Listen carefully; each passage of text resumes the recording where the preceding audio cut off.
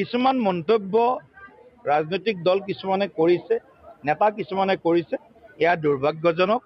যিটো কথা মুখ্যমন্ত্ৰী মহোদয়ে কালি কৈছে যে অকণমান এই সময়টোত আমি জুবিন গাৰ্গৰ পৰিয়াল, গৰিমা গাৰ্গ শইকীয়া বাইদেউ বা বৌৰ কি মানসিক স্থিতি চলি আছে সেই কথাটো উপলব্ধি কৰিব লাগিব।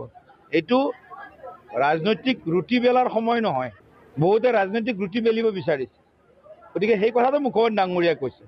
যিসকলে ৰাজনৈতিক ৰুটি বেলিব বিচাৰিছে তেওঁলোকতো দুধ কা দুধ পানী কা পানী হৈ আছে, তেওঁলোকৰতো আৰু বেলেগ ইছ্যু নাই।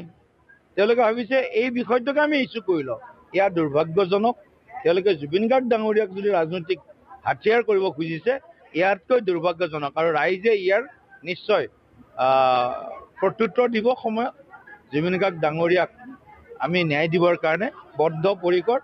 গতিকে ন্যায়িক আয়োগ যিহেতু গঠন হৈছে, কিছুমান কথা ন্যায়িক আয়োগৰ জৰিয়তে, যিহেতু চিটিং হাইকোৰ্টৰ জাজৰ জৰিয়তে এইটো হৈছে, গতিকে ক'ৰবাত যদি সুৰুঙা থাকেও কিবা ক'ৰবাত, তেনেহ'লে জুডিচিয়েল কমিশ্যনৰ জৰিয়তেও এই তদন্তটো আমি ইয়াত যদি সম্পূৰ্ণ কৰিব পাৰিম বা প্ৰকৃত দোষীক আমি কৰায়ত্ব কৰাই নহয়, প্ৰকৃত দোষীক কঠোৰতম শাস্তি যাতে বিহিব পাৰোঁ,